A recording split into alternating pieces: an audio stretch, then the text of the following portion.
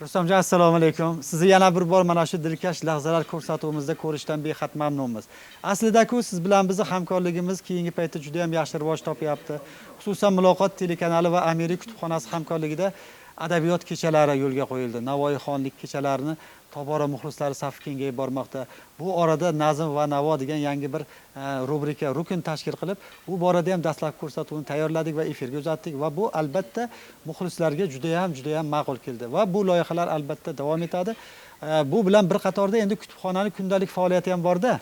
Mana shu Amiri kutubxonasi tobora shahrimizni mana shu madaniy, ma'rifiy, ilmiy hayotida o'zini o'rniga, mavqeiga ega bo'lib bormoqda desak aslo mubolag'a bo'lmaydi va kitobxonlarni, kitobsevarlarni qiziqtiradigan savol bugungi kunda kutubxona hayotida sodir bo'layotgan eng asosiy voqealar sifatida bir jarayonlarni bir gapirib bersangiz. Marhamat Rustamjon.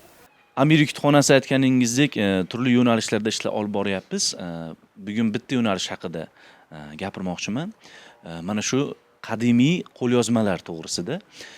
Mana shu Qo'qon qadimiy shahar, albatta o'ziga xos ajoyib bir kitobxon xalq, bizning xalqimiz. Kitoblarni juda ham e'zozlaydigan, qadrlaydigan xalq. Ota-bobolarimiz kitoblarni hattoki shu qo'ynilarida doim yonlarida olib yurishgan ekan, o'zlari bilan birga olib yurishgan ekan va juda ham qadrlashgan. Eng kerakli, eng qimmatli narsa bu kitob bo'lib kelgan.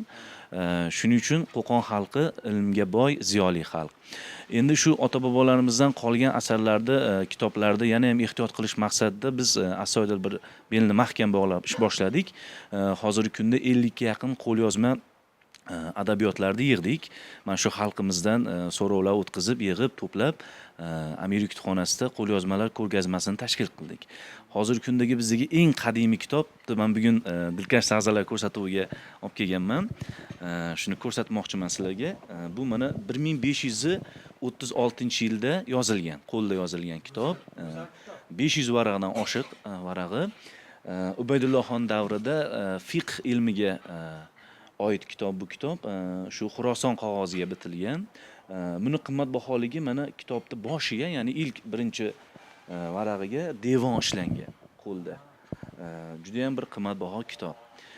Shunday kitoblarni biz Amiri kutubxonasida yig'ib, mana shu yoshlarga, kutubxonamizga tashrif buyurgan barcha shu hamyurtlarimizga ko'rsatyapmiz.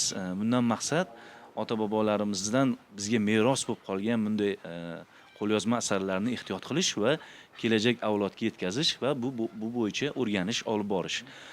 Biz endi mana shu tele ekran orqali fursatdan foydalanib, mana shu dilkash lahzalar ko'rsatuvini muxlislariga aytmoqchimizki, agar sizlarda ham shunday kitoblar mavjud bo'lsa, qanday kitobligini aniqlash maqsadlaringiz bo'lsa, bemalol Amiri kutubxonasiga murojaat qilishlaringiz mumkin. Balkim u kitobni ko'proq odamlar ko'rsin desalaringiz, Amiri kutubxonasini ko'rgazmasiga ham qo'yib qo'yishlaringiz mumkin.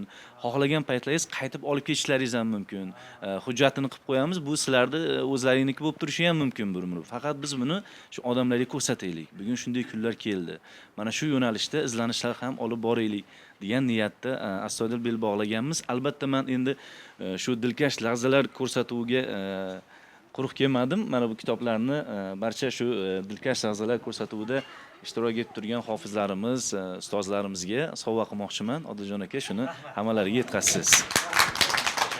Rahmat.